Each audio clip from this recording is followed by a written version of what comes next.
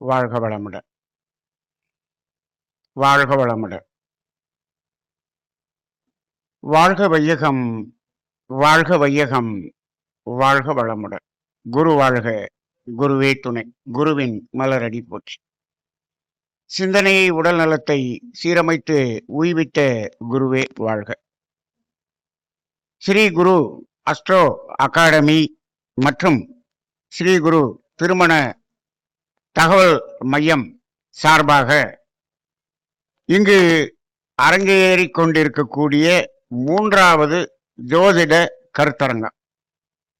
அற்புதமாக 2 கருத்தரங்குகளை நிறைவு செய்து விஜயகுமார் ஐயா அவர்கள் இந்த ஜோதிட துறைக்கு ஆற்றிய பணிகளுக்கு, ஆற்றிக்கொண்டிருக்கும் பணிகளுக்கு முதற்கண் எனது வாழ்த்துக்களையும் வணக்கங்களையும் தெரிவித்துக் கொள்கிறேன். இப்போ ஜோதிடம் என்பது தனி மனிதனுக்காக பார்க்கக்கூடிய ஒரு கலையாக நாம் பார்க்கிறோம். இப்ப இந்த ஜோதிடம் எங்கிருந்து வந்தது என்று கேட்டால் வானியலிலிருந்து வந்ததுதான் ஜோதிடம். வானியல் என்பது இந்த பிரபஞ்சத்தில் நடக்கக்கூடிய, நகரக்கூடிய இந்த கோள்களின் நிலை. இப்போ அதற்கும் இந்த உலகத்தில் வாழும் மனிதர்களுக்கும் என்ன தொடர்பு என்பதை உணர்த்துவதுதான் ஜோதிடம். இது இந்த உலகத்தில் வாழும் மனிதர்களுக்கு மட்டும்தான் பொருந்துமா என்று கேட்டால் இந்த உலகத்தில் வாழும் மனிதர்களுக்கு மட்டும்தான் பொருந்தும். இந்த உலகம் இல்லாமல் வேறு உலகத்திலும் மனிதர்கள் வாழ்கிறார்களா அப்படின்னு ஒரு கேள்வி இருக்கும். இப்பொழுது விஞ்ஞானிகள் இந்த பூமியை போல இன்னொரு கோளில் மனிதர்கள் வாழ்ந்து கொண்டிருப்பதற்கான சாத்தியக்கூறுகள் இருக்கிறது என்று அதை கண்டு உணர்ந்து கொண்டிருக்கிறார்கள். அவர்களுடைய அறிவும் ஞானமும் அவ்வளவுதான். ஆனால் நமது சித்தர்கள் கொடுத்த ஞானத்தின் அடிப்படையில் பார்க்கும் பொழுது லாஜிக்கா திங்க் பண்ணி பாருங்க. ஒரு சூரிய குடும்பம் இருக்கிறது என்று சொன்னால் அந்த சூரிய குடும்பத்தில் சுற்றி வரக்கூடிய கோள்களில் ஏதாவது ஒரு கோளில் உயிரினங்கள் கண்டிப்பாக வாழ்ந்து கொண்டுதான் இருக்கும். நாம இன்னும் நம்ம சூரிய குடும்பத்தில் இருக்கக்கூடிய கோள்களுக்கே நம்ம ஆராய்ச்சி முடியல. அப்ப இதுக்கு பக்கத்தில் இருக்கக்கூடிய சூரியன்ல இருக்கக்கூடிய ஏதோ ஒரு கோள்ல பூமியை போல மனிதர்கள் வாழுகிறார்கள் என்று இப்பொழுது ஒரு ஆய்வு செய்திருக்கிறார்கள். சரி, இப்ப மனிதர்கள் அப்படின்னு இல்லைன்னா கூட உயிரினங்கள் வாழ்வது என்பது கண்டிப்பாக இருக்கும். சரி, அப்படின்னா இங்க எத்தனை சூரியன்கள் இருக்கிறது? கோடிக்கணக்கான நட்சத்திரங்கள் இருக்கிறது. ஒவ்வொரு நட்சத்திரத்திலும் ஒவ்வொரு பூமி என்று இருக்கும், அங்கும் உயிரினங்கள் இருக்கும். சில சூரிய குடும்பத்தில் 6 அறிவு மனிதன் வரை இருப்பதற்கான வாய்ப்புகள் உண்டு.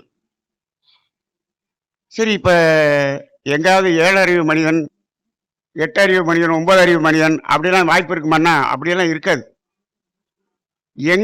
எந்த கோள்கள் எடுத்துக்கிட்டீங்கன்னாலும் அங்க 6 அறிவு மனிதன் வரை வளர்ந்திருப்பதற்குரிய சாத்தியக்கூறுகள் இருக்கிறது. ஏன் 6க்கு மேல போகாதுன்னு சொல்றீங்க? எப்பொழுது பஞ்சபூதங்கள் 5 என்று இந்த பிரபஞ்சத்தில் நாம் கண்டு உணர்ந்து விட்டோமோ 5க்கு அடுத்து அந்த 6வது அறிவு மட்டும்தான் வர முடியுமே தவிர 6 பூதங்கள் என்று இருந்தால்தான் 7வது அறிவு வர முடியும். இல்லை என்றால் இல்லை. சும்மா 7வது அறிவுன்னு படமெல்லாம் எடுத்துடலாம், சினிமா படம் எடுத்துடலாம். சரி, இப்போ ஏதாவது ஒரு சூரிய குடும்பத்துல அங்க இருக்கக்கூடிய 6 அறிவு மனிதர்கள் இதே போல ஜோதிட கருத்தரங்கு போட்டு அவர்கள் நம்மை பற்றி பேசிக் கொண்டிருப்பார்கள். நாம் அவர்களை பற்றி சிந்தித்துக் கொண்டிருக்கிறோம், அவர்கள் நம்மை பற்றி பேசிக் கொண்டிருப்பார்கள். சரி, அப்ப இந்த ஜோதிடம், நாம கையில் இருக்கக்கூடிய இந்த ஜோதிடம் இந்த பூமியில் வாழும் மனிதர்களுக்கு மட்டும்தான் பொருந்தும். ஏனென்று சொன்னால் நாம் இந்த பூமியில நின்றுட்டு பார்க்கும்போது இந்த கோள்களெல்லாம் எந்தெந்த இடத்துல இருக்குது அப்படின்னு நாம சொல்றதுதான் நம்மளுடைய கோச்சாரம். நம்ம சூரியன்ல இருந்துட்டு சொல்லல. நிறைய பேர் நம்ம சூரியனை மையமா வச்சுட்டு சுத்திட்டு இருக்கனால சூரியனை மையமா வச்சுதானே இது எல்லாத்தையும் இந்த கோச்சாரத்தோட சூரியன் நம்ம சொல்லல. பூமியிலிருந்து பார்க்கும்போது எந்தெந்த கோள்கள் எங்க இருக்கிறது அப்படின்னு பாக்குறதுதான். இப்படி எல்லாம் பாக்குறதுனால இந்த வக்கரம் அதிசாரம் எல்லாம் வருது. நீங்க சூரியன் வராது, அப்படிதானீங்க, வராது. நம்ம இங்க இருந்து பார்க்கும்போது அது பின்னாடி போற மாதிரி தெரியுது, முன்னாடி போற மாதிரி தெரியுது. இதெல்லாமே நம்ம கணக்கெடுக்கிறோம். இதை வைத்துக்கொண்டு இங்க இருக்கக்கூடிய மனிதர்களுடைய வாழ்வுக்கும் இதுக்கும் என்ன தொடர்புன்னு நம்ம கணித்து சொல்வதுதான் ஜோதிடம். இப்போ ஒரு தனி மனிதனுடைய அந்த பலன்களை கணித்து சொல்வது அவருடைய பிறந்த நேரத்தில் இருக்கக்கூடிய அந்த ஜாதகத்தின் அமைப்பை வைத்து சொல்ல வேண்டும். சரி, இப்போ கோச்சாரம் என்று ஒன்று சொல்லுகிறோமே, கோச்சார பலன்கள் என்றும் சொல்லுகிறார்கள். இப்போ கோச்சார பலன்கள் என்று சொல்வதை பொதுவா இப்ப என்ன சொல்றோம், அதுக்கு இது பொதுவான பலன்கள் என்று சொல்லிவிடுகிறோம். கோச்சார பலன்கள்னா அது பொதுவான பலன்கள் என்று சொல்லிவிடுகிறோம். பொதுவான பலன்கள்ல யாருக்கு பொதுவான பலன்கள் அப்படின்னா, இப்ப ஜோதிடர்கள் என்ன சொல்லி கொண்டிருக்கிறோம், இது மேச ராசிக்கெல்லாம் பொதுவான பலன்கள், 12 ராசிக்கும் பொதுவான பலன்கள் என்று சொல்லுகிறோம். நான் என்ன சொல்றேன்னா, இது பொதுவான பலன்கள் யாருக்கு, இந்த பூமியில் வாழும் மனிதர்களுக்கு பொதுவான பலன்கள் என்று நான் சொல்லுகிறேன். என்னுடைய உணர்வு அப்படிதான் சொல்லுகிறது. இந்த கோச்சாரத்தில் நகரக்கூடிய இந்த நகர்வுகள் இந்த பூமியில் வாழக்கூடிய எல்லா மனிதர்களுக்கும் நடக்கக்கூடிய விளைவுகளை காண்பிக்கக்கூடியதாக, முன்கூட்டியே அறிவிக்கக்கூடியதாக அமைகிறது என்று நான் சொல்றேன். அதை நம்ம நீங்க ராசியா பிரிச்சுட்டீங்க. அப்ப இப்படி பார்க்கும்போது என்ன ஆகுது, இந்த உலகத்துக்குன்னு ஒரு ஜோதிடம் இப்ப எல்லாம் அப்படி சொல்ல ஆரம்பிச்சுட்டாங்க, சொல்றாங்க. எந்த காலகட்டத்தில் எப்படி வரும், இது இப்ப மட்டும் இல்ல. ஒரு பஞ்சாங்கம் போட்டாங்கன்னா பஞ்சாங்கத்தில் இந்த வருஷம் என்ன நடக்கும் அப்படின்னு எதை வச்சு எழுதினாங்க, கோச்சாரத்தை வச்சுதான் எழுதினாங்க. கோச்சாரத்தின் நிகழ்வுகளை வைத்துத்தான் எழுதினார்கள். இப்போ நாம என்ன பண்ண வேண்டியிருக்கு, இந்த பூமியில நடக்கக்கூடிய நிகழ்வுகள் ரொம்ப மோசமான ஒரு சூழ்நிலையில பாதிக்கப்படக்கூடிய ஒரு நிலைக்கு இப்ப போயிட்டோம். அப்ப இதெல்லாம் முன்கூட்டியே நாம் அறிந்து கொண்டால் நாம கொஞ்சம் விழிப்புணர்வோடு இருக்கலாமே என்று தோன்றுகிற ஒரு காலம். அப்ப அப்படி இருக்கும்போது இப்போ இது எப்ப இந்த சிந்தனை தோன்றியது என்று கேட்டால், எப்போ இந்த கொரோனான்னு ஒண்ணு வந்துச்சோ அதுக்கப்புறம் தான் இந்த உலகியல் ஜோதிடம் அப்படிங்கறத ரொம்ப பார்க்கணும்னு ஒரு கீன் இன்ட்ரெஸ்ட் வந்தது. ஏன் அப்படின்னா, அதாவது இந்த இயற்கையினுடைய அழிவுகள், இயற்கையினுடைய சீற்றங்கள் எல்லாம் பொதுவாக ஏதாவது ஒரு ஏரியாவில் வரும், ஒரு நாட்டில் வரும், ஒரு நாட்டில் ஒரு பகுதியில் வரும், இப்படிதான் நம்ம கேள்விப்பட்டிருக்கோம். ஆனால் ஒரே சமயத்தில் உலகம் முழுவதும் இருக்கக்கூடிய மக்கள் அனைவரும் பாதிக்கப்படக்கூடிய ஒரு நிகழ்வு அப்படின்னு எடுத்தோம்னா 2019 நடந்த அந்த கொரோனா தான். அதுக்கு முன்னாடி இப்படி பெரிய நிகழ்வுகள் சமீபத்தில் யாரும் பார்க்கல. இப்ப இது எப்படி நிகழ்ந்தது, இதை முன்னாடியே சொல்லியிருக்க வேண்டாமா அப்படின்னு 2019 டிசம்பரில் நடந்தது. 2019 ஆகஸ்ட்ல 2019 டிசம்பர் 26ஆம் தேதிக்கு பிறகு உலகம் முழுவதும் எல்லா மக்களும் ஒரு சரியான ஒரு பாதிப்புக்கு உள்ளாகக்கூடிய ஏதோ ஒரு நிகழ்வு நடக்க போகிறது என்று நான் ஒரு வீடியோவில் போட்டிருந்தேன். அப்ப நம்ம சேனல் பெரிய லெவல்ல அது போகல, ஆனா அதுல போட்டிருந்தேன். ஆனா அது கொரோனான்னு என்னால சொல்லல, ஏதோ ஒரு நிகழ்வு என்று சொன்னோம். ஆனால் அது அப்படியே நடந்தது. அப்ப முன்கூட்டியே சொன்னோமா, ரைட். இப்ப கூட இப்ப நம்ம என்ன நிலைமை என்றால், இப்போ இவ்வளவு பெரிய போர் நடக்கிறது. போர் அங்கதானே நடக்குது, அந்த நாட்டுக்கும் தானே போர் நடக்குது. நமக்கெல்லாம் என்னன்னு நம்ம ஒரு 10-15 நாளா இருந்தோம், 10 நாளா இருந்தோம். இப்ப என்ன ஆயிடுச்சு, இந்த 10 நாள் ஆன உடனே ஆஹா கேஸ் தீர்ந்து போச்சு, பெட்ரோல் தீர்ந்து போச்சுன்னு உடனே எல்லா பேருக்கும் புளிய கரைக்குது, எல்லாருக்கும் இருக்கு. ஆஹா இப்ப உலகம் முழுவதும் பாதிப்பு அப்படிங்கிறான். ஆனா இந்த பாதிப்பு இந்த போர் வந்த பிறகுதான் இருக்குங்கிறீங்களா? இல்லை. ஆனா இதையெல்லாம் முன்னாடியே கணிச்சு சொல்ல முடியுமா என்று கேட்டால், இப்ப நிறைய யூடியூப்ல ஜோதிடர்கள் இந்த போர் வர்றதுக்கு காரணம் இந்த கிரகங்கள் இப்படி இருக்கிறதா, அந்த கிரகங்கள் அப்படி இருக்கிறதுனால நிறைய பேர் போடுறாங்க. சரி, அதெல்லாம் பார்த்துட்டு கீழே கமெண்ட்டை போய் பார்த்தா, கமெண்ட்ல மக்கள் என்ன போடுறாங்கன்னா, ஜோசியரே, இதையெல்லாம் 6 மாசத்துக்கு முன்னாடியே சொல்ல வேண்டியதானையா, இப்போ வந்துட்டு எதையா சொல்ற அப்படின்னு கேட்குறாங்க. இந்த போர் எப்பொழுது நிற்கும் அப்படின்னு. சரி, இப்போ ஒரு வருடத்திற்கு முன்னாடியே இந்த காலகட்டத்தில் உலக போர் அளவுக்கு வரும் என்று நான் வந்து ஒரு இதில் பேசி யூடியூப்ல போட்டிருக்கேன். ஆனா நான் ஜோதிட குரூப்ல போடல, ஆன்மீக உரையில் அப்படி பேசி ஒரு வருஷத்துக்கு முன்னாடியே போட்டிருக்கேன். எதை அடிப்படையாக கொண்டு? ஜோதிடத்தை அடிப்படையாக கொண்டு. அப்ப ஏன் இது ஜோதிடத்துக்குள்ள சொல்லல அப்படிங்கிறோம்னு, இன்னும் ஜோதிடர்களுக்கு இந்த மாதிரி பார்த்தால் இதை ஏற்றுக்கொள்வார்களா அது எனக்கு தெரியல. ஆனா இப்படி ஒரு கருத்தரங்களை, இப்ப இந்த ஒரு ஞானத்தை, எனக்கு தெரிந்த ஞானத்தை வெளிப்படுத்தணும், சிந்தனைக்கு எடுத்துக்கொள்ளுங்கள் என்று வெளிப்படுத்தணும். எல்லாமே சிந்தனைக்கு தான். கருத்தரங்களை சொல்லப்படக்கூடியதெல்லாம் சிந்தனைக்கு தான். இதெல்லாம் இப்படிதான் அப்படின்னு இல்லை. ஐயா இப்ப சொன்னாங்க, இப்ப திருமணத்தை பற்றி ஒரு வித்தியாசமான கோணத்தில் துரைசாமி ஐயா சொல்ல போறாரு அப்படின்னு அவரே சொல்லுவார். சொல்லிட்டு இப்ப நான் சொல்லிட்டேன், இந்த விதிகளை நீங்கள் போட்டு பாருங்கள், பொறுத்து பாருங்கள், சரியாக வருதான்னு பாருங்க, அவ்வளவுதானே.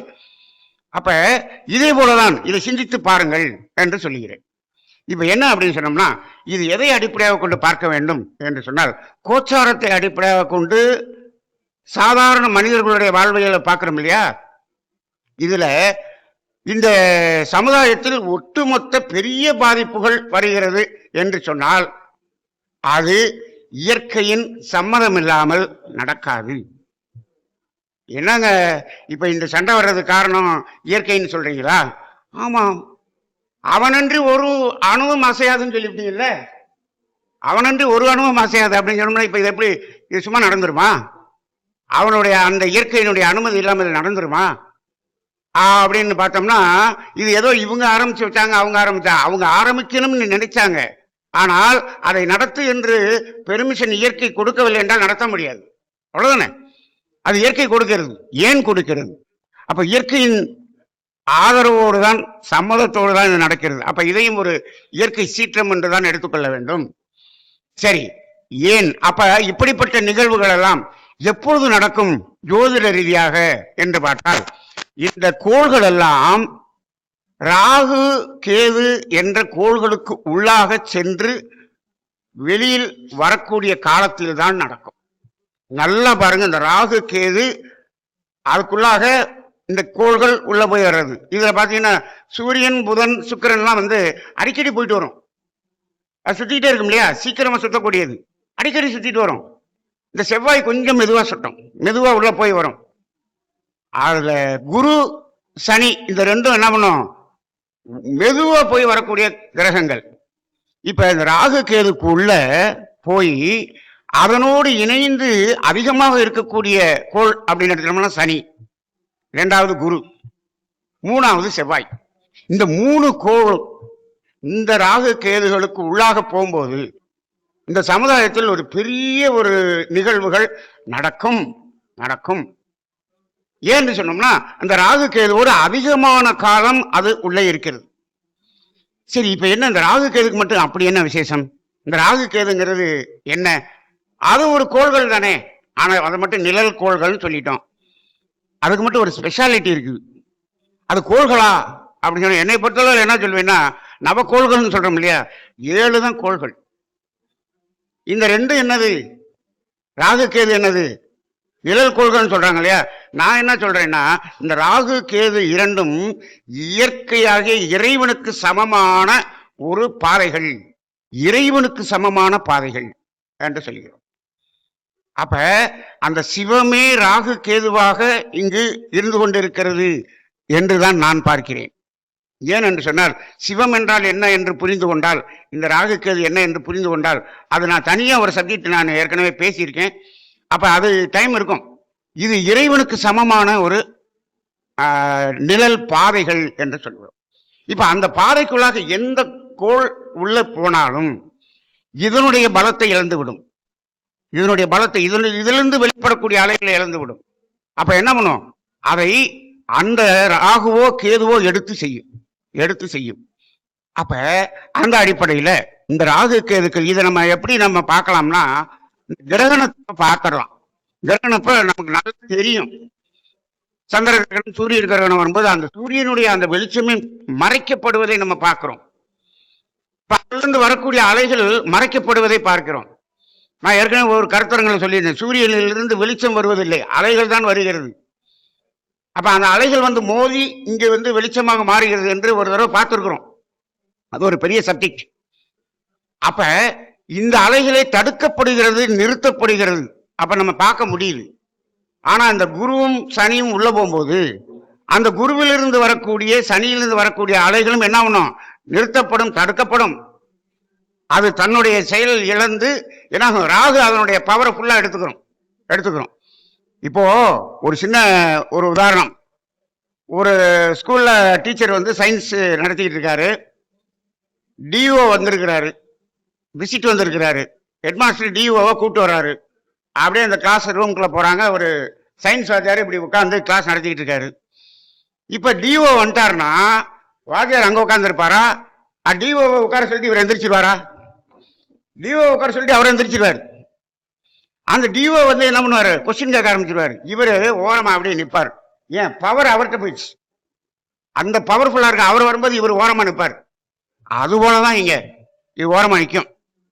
அப்ப இறைநிலை என்பது அறத்துக்கு நேர் 100% பொருந்தக்கூடியதாக இருக்க வேண்டும் என்று நினைக்கக்கூடிய ஒரு நிலை, முழுமையான அறம்.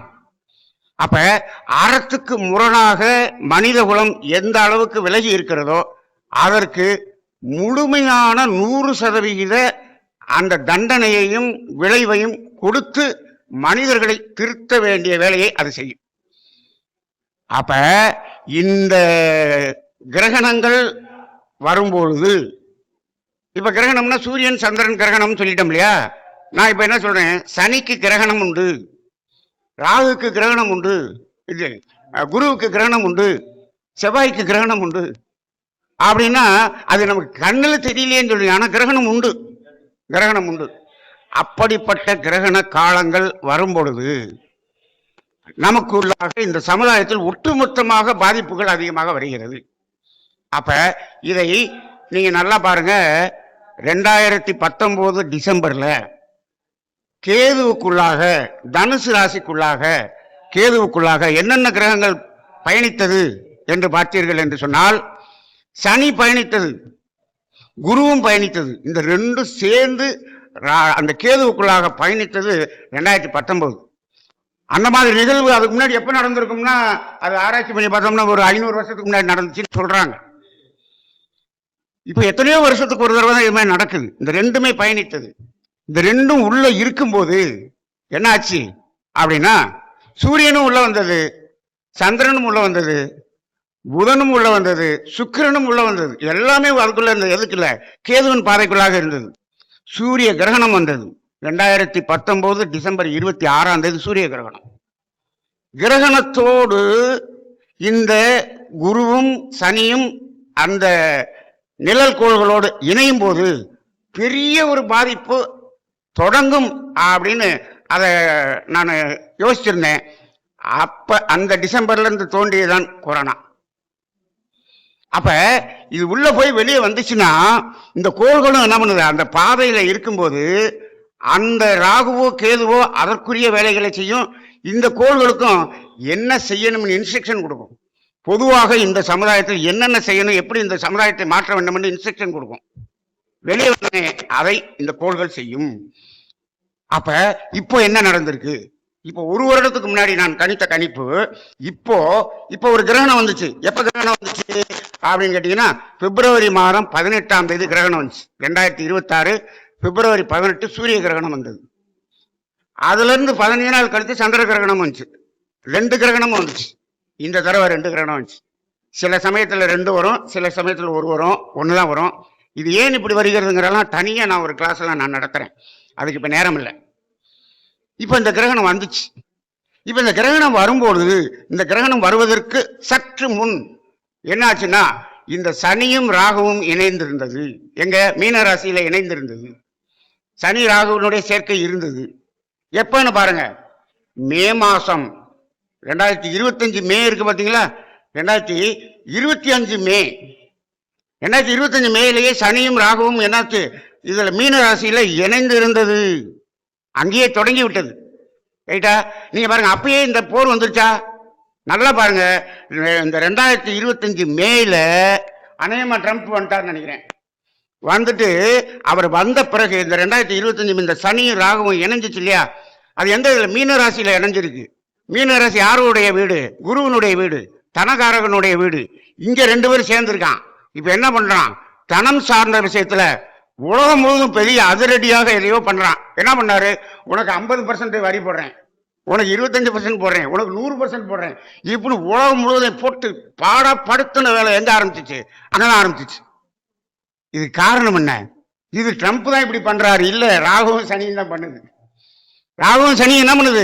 யாராவது ஒருத்தர் தேர்ந்தெடுத்து யார் மூலமா இவங்களை போட்டு பார்க்கணும் அப்படின்னா, இந்த ஆள் தான் கிடைச்சாரு, ரைட், அவர் மூலமா போட்டு பார்க்கணும். அப்ப இந்த நிகழ்வு நடந்தது, தொடங்கியதே அங்கதான், அங்க நடந்துச்சு. அது பாத்தீங்கன்னா ஜூன் மாசம் பாத்தீங்கன்னா ரொம்ப நெருங்கி வந்தது. மே மாசம் தொடங்கியது, ரொம்ப நெருங்கி இருந்தது ஜூன் மாசம், ஜூன் ஜூலை. அப்பதான் ரொம்ப அதிரடியாக அவர் அந்த இதெல்லாம் பண்ணினது நடந்ததா. அப்படி நடந்து என்னாச்சு, பிப்ரவரியில 2026 பிப்ரவரியில வரும்போது கிரகணம் வந்து விட்டது. கிரகணம் வந்துருச்சு. இந்த கிரகணம் வந்த உடனே இப்ப என்னாச்சு, இப்ப சனி ராகுல இருந்து விலகி எங்க மீனத்திலே இருக்கு. ராகு எங்க வந்துருச்சு? கும்பத்துக்கு வந்துருச்சு. கும்பத்துல வந்த பிறகு இப்ப கிரகணம் வருகிறது. அப்ப என்ன ஆகுது? சூரியன், சுக்கிரன், புதன் எல்லாமே இந்த ராகுக்குள்ளா போகுது. இந்த கிரகங்கள் அதற்குள்ளாக போய் கிரகணத்தின் போது உள்ள போய் வெளியில வந்துச்சுன்னா அது ரொம்ப வித்தியாசமா இருக்கும்.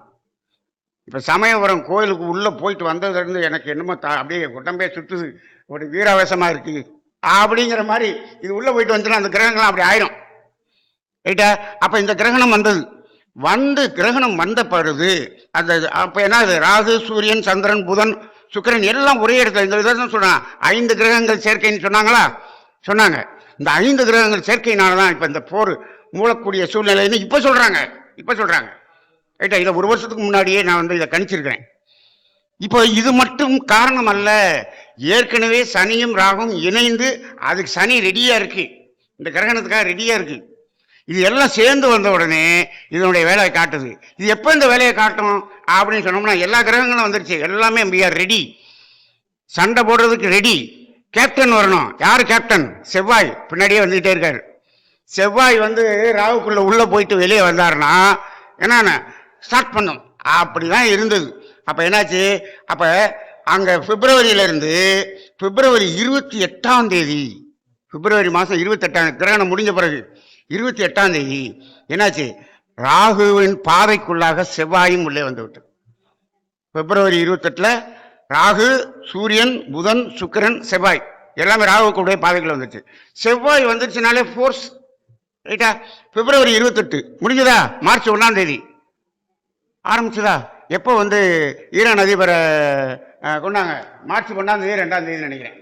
இப்ப மார்ச் 2ஆம் தேதி. அப்ப கரெக்டா அந்த செவ்வாய் வந்த உடனே ஆரம்பிச்சாங்களா?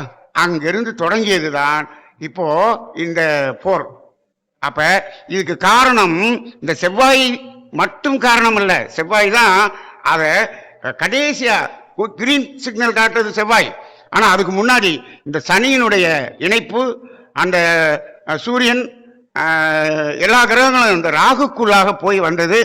அது மட்டுமல்ல, கிரகணமாக இருந்து இந்த கிரகங்கள் உள்ளே சென்று வெளியே வந்தால் இப்படி நிகழ்வு நடக்கும்.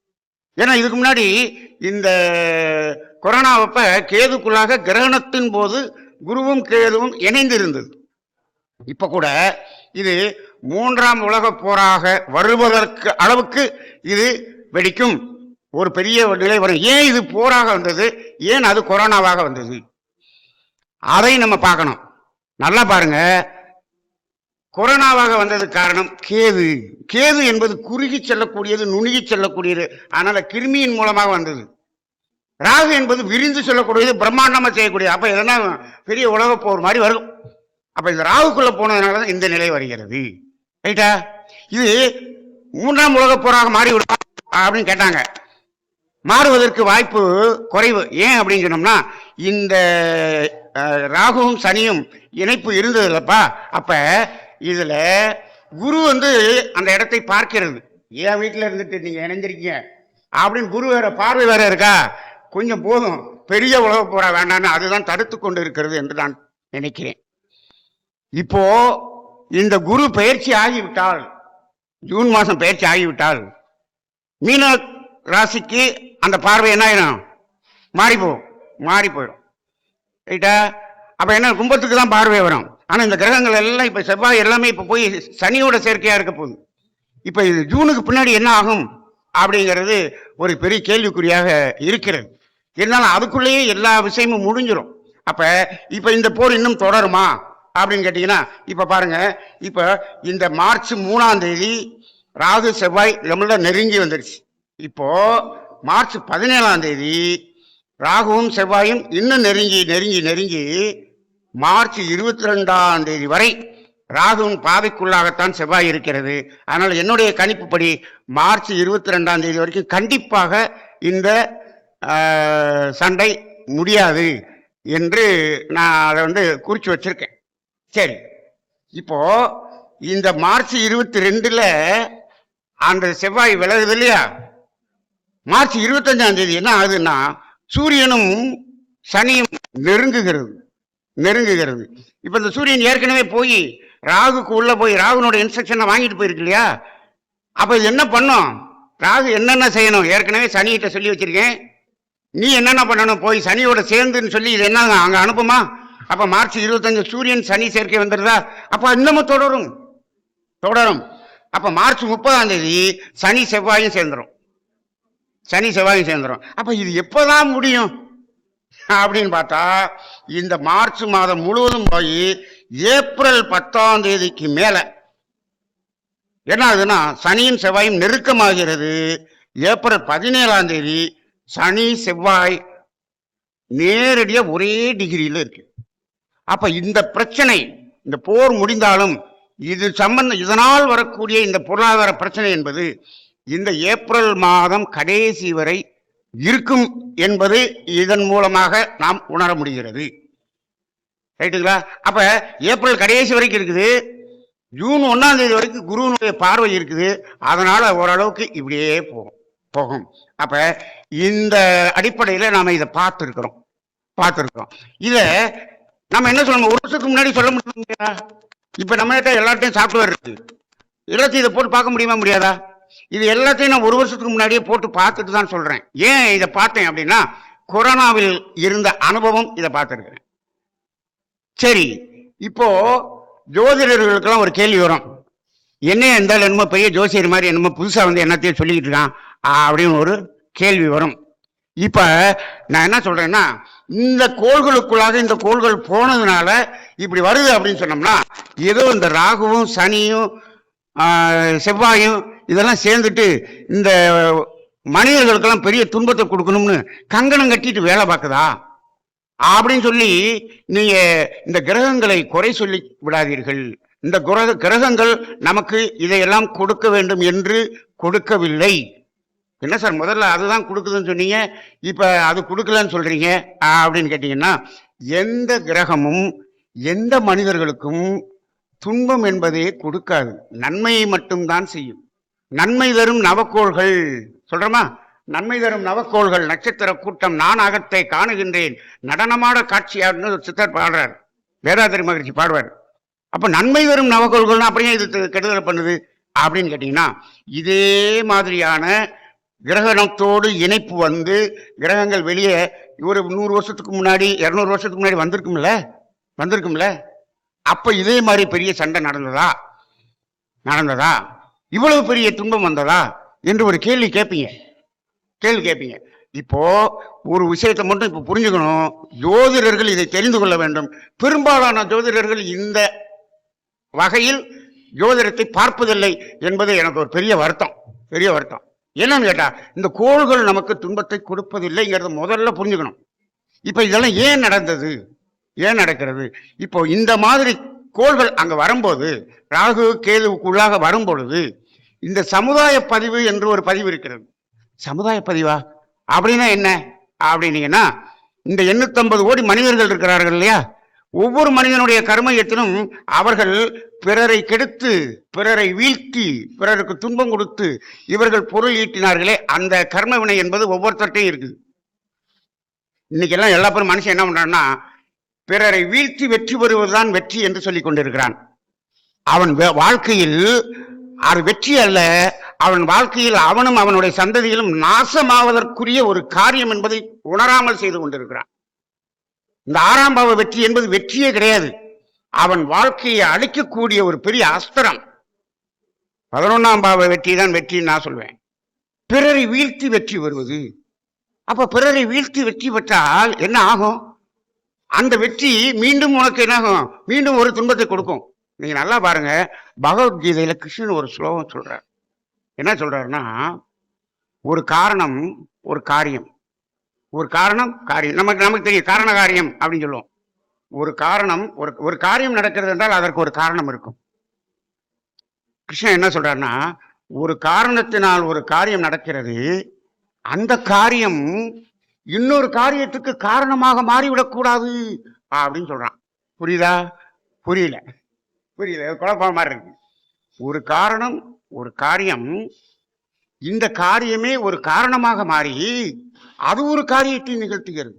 அப்படி பண்ணக்கூடாதுன்றான். என்ன தெரியுங்களா? அது பிறருக்கு துன்பம் கொடுத்து பிறரை வீழ்த்தி நாம் என்ன பண்ணிட்டோம்?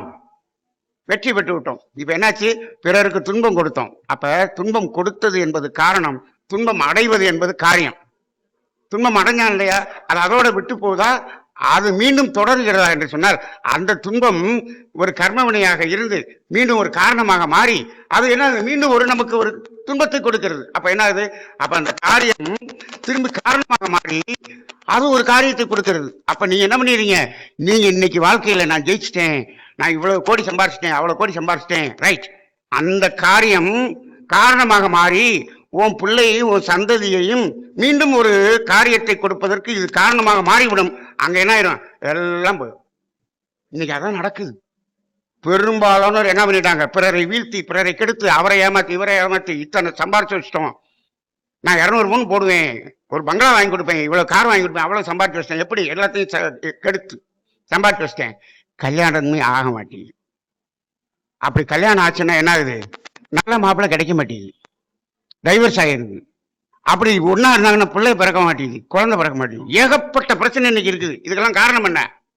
அந்த காரியம் ஒரு காரணமாக மாறி ஒரு காரியத்தை செய்கிறது. அப்ப இன்னைக்கு மனிதன் என்ன நினைக்கிறான்? எப்படி இருந்தாலும் சம்பாதிச்சு 200 பவுன் போட்டோம்னா சூப்பர் மாப்பிள்ளை கண்டலாம். எங்க சொந்தக்காரர் ஒருத்தர் சொன்னார், உங்க மாமா லூஸ் தனமா நீங்க என்னமோ வாழ் சும்மா பேசிக்கிட்டு அலையிறீங்க, 1/2 கிலோ சேர்த்து போட்டா அருமையான மாப்பிள்ளை பிடிச்சிடலாமாம்மா அப்படின்னு சொன்னார். சொன்னவர் கிட்டத்தட்ட இந்த 3 வருடமாக அவர் மாப்பிள்ளை தேடிக்கொண்டே இருக்கிறார். பெரிய நான் எம்டி மாப்பிள்ளை தான் பார்ப்பேன், தேடி தேடி தேடி பார்க்கிறார். தேடி பார்த்துட்டு உள்ள போய் விசாரிச்சு பார்த்துட்டு எம்டி கிடைக்குது, ஆனா மனசு எம்டியாவே கிடைக்குது.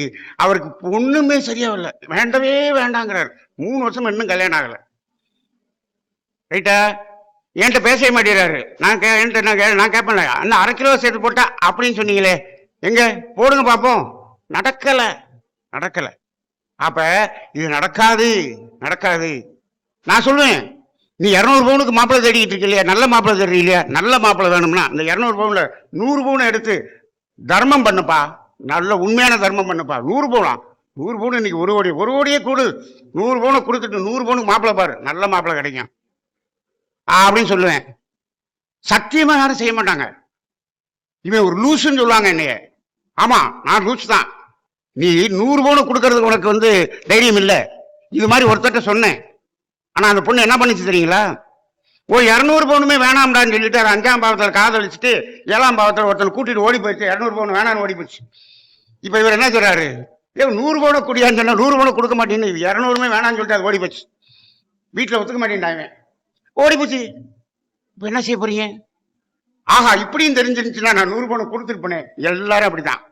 எல்லாம் இந்த ஒரு பொண்ணு லவ் பண்ணியிருக்கோம், இவன் எதாவது பண்ணுவாங்க, ஏதாவது சத்தம் போட்டிருப்பான், தற்கொலை பண்ணியிருக்கேன். ஏமா இப்படி தற்கொலை பண்ணுவேன்னு சொல்லியிருந்தீங்கன்னா நான் கட்டி வச்சிருப்பேனே, இப்படி தெரிஞ்சிருந்தா நான் செஞ்சு வச்சிருப்பேனே. எப்ப எல்லாம் முடிய பிறகு ரைட்டா? இதை முன்கூட்டியே இப்ப நம்ம ஒரு ஜோதிடர் சொன்னா இவங்க என்னத்துக்கு ஆதாரம், இது நமக்கு என்ன ஆதாரம் இருக்கு? அந்த 100 பவுன்ல ஏதாவது 15 பவுன் எனக்கு கொடுன்னு கேட்டணும், அப்படியே கேட்டோம் இல்லையே, 100 பவுன் தானம் பண்ணுன்னு தானே சொல்றோம், கேட்க மாட்டான். ஆக இப்படித்தான் ஓடிக்கொண்டு இருக்கிறது. அப்ப இந்த கர்ம வினை இருக்கிறது அல்லவா, ஒட்டுமொத்த 850 கோடி மக்களின் கர்ம வினை தொகுப்பு இந்த பிரபஞ்சத்தில் சமுதாய பதிவாக இருக்கிறது. அது ரொம்ப வெயிட்டா இருக்கு, நிறைஞ்சு போச்சு. ரொம்ப வெயிட் தாங்க முடியலன்னு சொன்னா அந்த வெயிட்டை கொஞ்சம் இறக்கி வைக்கணும் இல்லையா? எப்ப ரொம்ப ஓவர் வெயிட்டா இருக்கு, கொஞ்சம் கீழே இறக்கி வைப்பான்னு சொல்லணும்ல. இந்த இயற்கைக்கே தாங்க முடியல. அப்ப இந்த இயற்கை என்ன பண்ணும், அதை இறக்கி வைக்கிறதுக்கு வாய்ப்பு பார்த்துக்கிட்டே இருக்கும். இந்த ராகுக்குள்ளேயோ கேதுக்குள்ளேயோ கிரகங்கள் வரும்போது என்ன பண்ணும், அப்பா வெயிட் ஓவரா இருக்கு, இதெல்லாம் இறக்கி வைப்பான்னு எல்லா கிரகங்களுக்கும் ஆர்டர் கொடுக்கும். அது எதுக்கு, எப்ப அதிகமா நடக்கும்?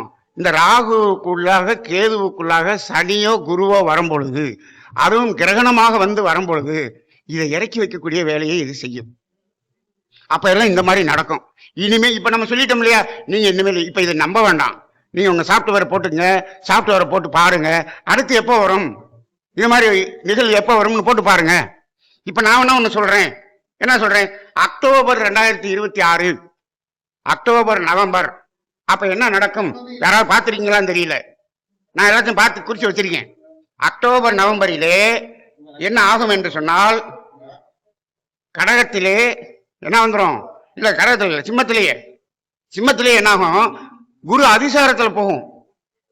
கடகத்துல இருந்து அதிசாரத்துல எங்க சிம்மத்துக்கு போகும். சிம்மத்துல யார் இருக்கா, கேது இருக்கா, கேதுவுக்குள்ளாக குரு போகுமா, என்ன இணையுமா, இணையும் காலத்தில் அந்த அக்டோபர் நவம்பர்ல என்னாகும், குரு தனகாரகன் தானே, பொருளாதாரத்தில் இப்ப இருக்கக்கூடிய பிரச்சனை இருக்குல்ல, இதை விட கொடுமையான பிரச்சனை அக்டோபர் நவம்பர்ல உலகம் முழுவதும் பொருளாதாரத்தில் பேரழிவு நடைபெறும். பாருங்க, அதுல செவ்வாயும் இணைகிறதாக வருகிறது. ஒண்ணு பொருளாதாரத்தில் பேரழிவு வரும், அப்படி இல்லைன்னா மீண்டும் கொரோனா, அது வர்றதுக்கு வாய்ப்பு இருக்குன்னு எனக்கு தோணுது. ஆனா சனி உள்ள வரல, சனி இல்லை, எல்லாமே சேரல, மீண்டும் கொரோனாவா கூட வரலாம். கேது இல்லையா, மீண்டும் இப்படி ஒரு கிருமி வரலாம் இல்லையா? அப்ப அதுக்கு அது சாதாரண கொரோனான்னு சொல்லக்கூடாது, இன்னுமே கொரோனா மஞ்சூரியன் சொல்லணும். ரைட்டா? நம்ம முதல்ல கோபி 65 அப்படின்னு, இப்ப கோபி மஞ்சூரியன் அப்படின்னு சொன்ன மாதிரி கொரோனா மஞ்சூரியன் சொல்லணும். இப்ப இந்த காலத்தில் ஆரம்பிக்கும், இந்த காலத்துல அதிசாரத்துல வரும்போதே இது ஆரம்பிக்கும். அதுக்கப்புறம் திரும்பவும் அது அதிசாரத்துல இருந்து கடகத்துக்கு போயிடும். குரு போன பிறகு இந்த கேது கடகத்துக்குள்ள போய் ரெண்டும் ஒன்னா சேரும். ஆக என்னுடைய கணிப்பின்படி இந்த 2026 அக்டோபரில் இருந்து பொருளாதார சீரழிவுகள் இந்த உலகம் முழுவதும் நடக்கும். 2027ல பொருளாதாரத்தின் மூலமாக மனிதர்களுக்கு பெரிய கஷ்டத்தை கொடுத்து, மனிதர்கள்லாம் அப்பா சாமி இனிமே நான் ஒழுங்கா வாழ்றேன் சாமி, நான் தேவைக்கு வாழ்றேன் சாமி, அடுத்தவனுக்கு எடுத்து சம்பாதிக்க மாட்டேன்னு சொல்ல வைக்கக்கூடிய அளவுக்கு 2027 என்பது மிகவும் மோசமான காலமாக இருக்கும் இந்த உலகத்துக்கு அப்படின்னு நான் கணிச்சிருக்கிறேன். பார்ப்போம். அப்ப 2028 நாம ஸ்ரீ குரு அக்ஷ அக்கரமையில் சந்திப்போம். நீங்கள் சொன்னது சரியா இல்லையான்னு சந்திப்போம். அன்னைக்கு விஜயகுமார் உனக்கு ஒரு பெரிய பொன்னாடை பத்தி அமையா நீ சொன்ன மாதிரி நடந்துச்சுன்னு சொன்னோம்னா ஒரு பாராட்டு வேலை நடத்துவார்னு நினைக்கிறேன். ரைட்டா? இது ஒரு கணிப்பு தான்.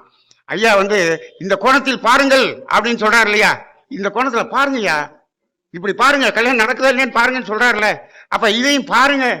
நாங்க இந்த கருத்தரங்கில் பேசக்கூடியதெல்லாம் இந்த இயற்கையின் நிகழ்வுகள் மனிதர்களுக்கு எப்படியெல்லாம் இதை நடத்தி செல்கிறதுங்கிறதுக்கான ஒரு வழியை காண்பிக்கிறோம்.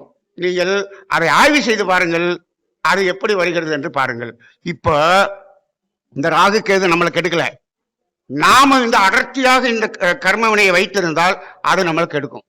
அதனால இதே போல கோள்களின் இணைவு 100 வருஷத்துக்கு முன்னாடி இருந்துச்சுன்னா 100 வருஷத்துக்கு முன்னாடி இவ்வளவு மோசமான மனுஷங்க இல்ல. அப்ப எல்லாம் நல்ல மனுஷங்க இருந்தாங்க, நல்ல மனுஷங்க இல்ல, அப்ப எல்லாம் மனுஷங்க இருந்தாங்க.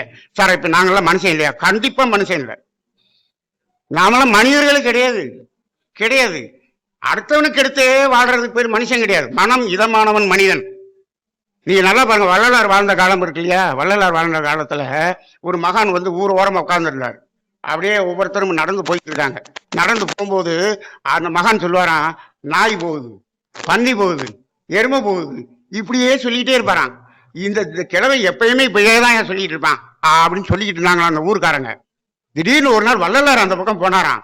அப்ப அவர் வாயிலிருந்து வந்துட்டான், ஒரு மனுஷன் போறான் அப்படின்னு சொன்னாராம். வள்ளலார் தான் அவர் மனுஷன் சொல்லி இருக்கிறாரு. ரைட்டா? இப்ப நம்மளாம் எந்த நிலைமையில இருக்குன்னு பாருங்க. ஏன் பிறரை கெடுத்து பிறருக்கு துன்பம் கொடுத்து நாம வாழணும் அப்படின்னு இயற்கை வைக்கல. இன்னைக்கு 850 கோடி மக்களுக்கும் தேவையான இயற்கை வளங்கள் எல்லாத்தையும் இங்க வச்சிருக்கு. இப்ப ஏன் ஒரு பக்கம் இல்லாம இருக்கு அப்படின்னா அடுத்தவன் பிடிங்கி வச்சுக்கிட்டான். அவ்வளவுதான். இன்னைக்கு சோமாலியில பட்னியா கிடக்குறாங்க அப்படின்னு சொன்னோம்னா அமெரிக்கால ஆடம்பரமா வாழ்றான், அதனால பட்னியா கிடக்குறான். இயற்கை என்ன பண்ணுது? நான் எல்லாருக்கும் தானப்பா கொடுத்தேன். ஒரு உருண்டையை கொடுத்து இப்ப ஐயாட்ட கொடுத்துட்டோம். ஐயா இப்ப இங்க உட்கார்ந்து இருக்கீங்க, 50 பேருக்கு இந்த உருண்டையை பிரித்து கொடுங்கன்னு சொல்லிட்டோம். ஐயா 10 உருண்டை எடுத்து பாக்கெட்ல வச்சிட்டாருன்னா அப்புறம் 10 பேருக்கு அங்க இல்லாம தானே போகும். இந்த கதை தான் நடக்குது. ரைட்டா? அப்ப இந்த மாதிரி வாழக்கூடியவர்களுடைய எண்ணிக்கை அதிகமாகி விட்டது. இப்ப இது நமக்கு ராகு கேதுக்கு தெரியுமா தெரியாதா? ராகு கேது இறைவனுக்கு சமமான கோள்கள். அப்ப அவற்றிற்குள்ளாக இந்த கோள்கள் போய் வரும் பொழுது இங்கு இருக்கக்கூடிய இந்த சமுதாயத்தினுடைய அறிவுக்கு தகுந்தார் போல்தான் இந்த விளைவுகள் வருகிறதே தவிர இந்த கோள்கள் நமக்கு விளைவை கொடுப்பது இல்லை. அதை நம்ம முதல்ல நம்ம தெளிவா புரிஞ்சுக்கணும். அப்ப அந்த விளைவுகள் என்பது நம்மளுடைய ஒரு தனி மனிதனுடைய ஜாதகத்தில் வரக்கூடிய விளைவு கூட அவனுடைய கர்மயத்தில் இருக்கக்கூடிய அந்த கர்ம வினைக்கு தகுந்தார் போல்தான் விளைவு வருகிறது. ஒரு குழந்தை பிறக்கும் போது கூட இந்த ஜாதகம், இந்த பிறந்த நேரத்தில் இந்த ஜாதகம் சரியில்லையே அப்படின்னு என்ன அர்த்தம்னா, அந்த நேரத்தில் இப்படி சரியில்லாத நேரத்தில் பிறக்கக்கூடிய ஒரு கர்ம வினையை இந்த குழந்தை பெற்றிருக்கிறது. அதனாலதான் அந்த நேரத்தில் பிறந்துச்சு. அப்ப இந்த கர்ம வினை இந்த நேரத்தை தேர்ந்தெடுக்கிறது.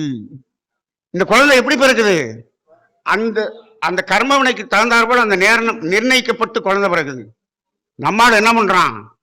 ரொம்ப புத்திசாலி. எப்படி? நான் நேரத்தை குறிச்சு நான் ஆபரேஷன் பண்ணி எடுத்துருவேன்ல, எடுத்து பார் அப்படியே எடுத்து மாத்திட்டீங்கன்னா அது உள்ள இருக்கக்கூடிய கர்ம வினையில மாறிடுமா? இந்த கர்ம வினை தான் நமக்கு துன்பமா கொடுக்குதுங்கிறதே அவனுக்கு தெரியல. இந்த நோட்டில் இருக்கக்கூடிய கிரகங்கள் தான் நமக்கு துன்பத்தை கொடுக்குதுன்னு நினைச்சுக்கிட்டு இருக்கிறான். எப்பா இதுக்காக ஏன்பா டயத்தை குறிச்சு அவர் டாக்டர்கிட்ட சொல்லி அவர்கிட்ட இந்த நேரத்தில் போய் அவசரப்படுத்தி ஆப்ரேஷன் பண்ற? உனக்கு வேண்டாம்ப்பா. உனக்கு எந்த நேரத்தில் எந்த லக்கணத்தில் எந்த கிரகங்கள் எப்படி இருந்தா நல்லா இருக்கும்னு ஜோசியத்தை போட்டுவா. அதே மாதிரி நோட்டு போட்டு நான் எழுதி தரேன், முடிவு வச்சு எழுதிட வேண்டியதானே. ஏன் அது போய் அவரை போய் கஷ்டப்படுத்திக்கிட்டு இருக்க? நல்ல நோட்டை போட்டு எழுதிக்க. ஒருத்தர் சொன்னார், இந்த கிரகம் மட்டும் இந்த 6ல் உட்கார்ந்தது 5ல் மட்டும் உட்கார்ந்து சொன்னோம்னா உங்க பொண்ணுக்கு சூப்பரா கல்யாணம் நடந்துருங்க. இப்ப என்னங்க வேற நோட்டு போட்டு அதை 5ல் போட்டு கொடுத்துருங்க, கல்யாணம் நடக்குதான்னு பார்ப்பாங்க, பண்ணிப்பாரு. இப்ப என்ன நினைக்கிறோம்? ஏதோ இந்த நோட்ல இருக்கக்கூடிய கிரகங்கள், இந்த கிரகங்கள் நமக்கு என்னத்தையோ பண்ணிக்கிட்டு இருக்கு. கிடையாது. கிரகங்கள் மேல பழியே போடாதீர்கள், கிரகங்களை பழிக்காதீர்கள், கிரகங்களை குறை சொல்லாதீர்கள், குற்றம் சொல்லாதீர்கள். குற்றம் முழுவதும் நம்மிடம் இருக்கிறது. நமது குற்றத்துக்கு தகுந்தார் போல் தான் அது செய்கிறதே தவிர அது நமக்கு துன்பத்தை கொடுப்பதில்லை. ஆக இந்த ராகுவும் கேதுவும் பொதுவாக இந்த சமுதாயம் முழுவதும் இருக்கக்கூடிய சமுதாய பதிவுக்கு தகுந்தார் போல இந்த துன்பத்தை கொடுக்கக்கூடியதாக மாறுகிறது என்பதை நம்ம என்ன பண்ண வேண்டியிருக்கிறது, புரிந்து கொள்ள வேண்டியதாக இருக்கிறது. அப்ப இதுதான் இந்த பொதுவான ஜோதிடமாக நாம் பார்க்கிறோம். அப்ப இப்போ பொது பலன்கள், கோச்சார பலன்கள், பொது பலன்கள் அப்படிங்கிறத நம்ம ராசிக்கு பொது பலன்கள் அப்படின்னு எடுத்துக்கிறோம். இப்ப ராசிக்கு கூட நம்ம என்ன பண்றோம்? இன்னைக்கு மேச ராசிக்கு பலன்கள் நிறைய பேர் போட்டுக்கிட்டு இருக்கோம். மேச ராசியில இந்தியாவில் மட்டும் எத்தனை பேர் இருப்பான்? 10-11 கோடி பேர் இருப்பான். 11 கோடி 12 கோடி பேர் இருப்பாங்க. நீங்க இந்தியாவுக்கு மட்டும் எடுக்காதீங்க, உலகம் முழுவதும் எத்தனை கோடி? 850 கோடி 12ஆல் பார்த்தீங்கன்னா அப்ப எத்தனை கோடி இருப்பாங்க? ஒவ்வொரு ராசிக்கும் எத்தனை 50 கோடி வருமா? 50 கோடி வந்துடும். அப்ப அவ்வளவுக்கும் பொதுவானது 50 கோடிக்கு பொதுவான ஒரு பலன். இந்த பலனை எல்லாம் நம்ம பலன் எடுத்துக்கலாமா? இதை சமுதாய பலன் என்று எடுத்து பாருங்கள். ஒட்டுமொத்த சமுதாயத்துக்கும் இருக்கக்கூடிய பலன் என்று எடுத்து பாருங்கள். பொது பலன் சமுதாயத்துக்கான பலன். அப்ப ஒட்டுமொத்த சமுதாயம். அப்ப இப்ப நீங்க என்ன சார் சொல்ல வரீங்க? இன்னைக்கு சமுதாயம் முழுவதும், உலகம் முழுவதும் இருக்கக்கூடிய மக்கள் அவர்களுடைய கர்மயத்தில் இருக்கக்கூடிய இந்த கர்ம வினைதான் இந்த போருக்கு காரணமா என்று ஆமாம், அப்படிதான் காரணம். அது ஏன் அங்க மட்டும் நடக்குது? அது அதனுடைய இன்டென்சிட்டி எங்க ரொம்ப அதிகமா இருக்கோ அங்க நடக்கும். ஆனா அதனுடைய விளைவு ஆங்காங்கே என்ன அந்த விளைவு வரும். அதனுடைய விளைவு எல்லா பக்கமும் வரும். முன்னாடி மாதிரி இல்லை, இப்ப எல்லா பக்கமும் வரும். அப்ப அந்த அடிப்படையில் தான் இருக்கிறதே தவிர, இப்போ நாளைக்கு ஒரு பெரிய இயற்கை சீற்றம் வருகிறது, நீங்க ஒரு இடத்துல ஒரு ஊர்ல ஒரு பூகம்பம் வந்துருச்சுன்னு வச்சுங்க, அன்னைக்கு நைட்டு பூகம்பம் வந்துச்சுன்னா அடுத்த நாள் காலையில ஷேர் மார்க்கெட் உலகம் முழுவதும் கீழே விழுந்து. இது என்னங்க அது? இந்த ஊர்ல விழுந்ததுக்கு ஏங்க அங்க அவ்வளவு விழுது? உலகம் முழுவதும் மாறுது. ஏன்னா இப்ப நம்ம குளோபலைசேஷனை மாத்திட்டோம். எல்லாத்தையும் என்ன பண்ணிட்டோம்? ஒரு கொடையின் கீழ் கொண்டு வந்து விட்டோம். அப்ப என்ன ஆகும்? ஒரு இடத்துல அடிச்சா எல்லா பக்கமும் அடிக்கும். முன்னாடி அப்படி இல்லை. இந்த மாதிரி குளோபலைசேஷன்லாம் இல்லை. அப்ப என்ன பண்ணுச்சு? ஏதோ ஒரு இடத்துல புயல் வந்துச்சு, ஒரு இடத்துல பூகம்பம் வந்துச்சு, அங்க வந்துச்சு போயிடுச்சு, அங்க வந்துச்சு அங்க போயிடுச்சு. அங்கங்க நம்மளே அப்படித்தானங்க வாழ்ந்து கொண்டிருந்தோம். அங்கங்க குழுக்களாக வாழ்ந்து கொண்டிருந்தோம். இப்ப எல்லாம் அப்படி வாழ்றோம்? இப்ப இல்லையே. இப்ப எப்படி வாழ ஆரம்பிச்சிட்டோம் அப்படின்னு சொன்னோமா, ஒட்டுமொத்தமாக வாழ ஆரம்பித்தோம். ஆக அந்த அடிப்படையிலே இந்த கோச்சார கோள்கள் மூலமாக நாம் இந்த நிகழ்வுகளை நாம பொதுவான நிகழ்வுகளாக நாம் பார்க்க வேண்டும் என்ற ஒரு புதிய கருத்தினை இன்று இந்த ஜோதிட கருத்தரங்கின் கருத்தாக கூறி என்னுடைய உரையை நிறைவு செய்து கொள்கிறேன். நன்றி. வாழ்க வளமுடன்.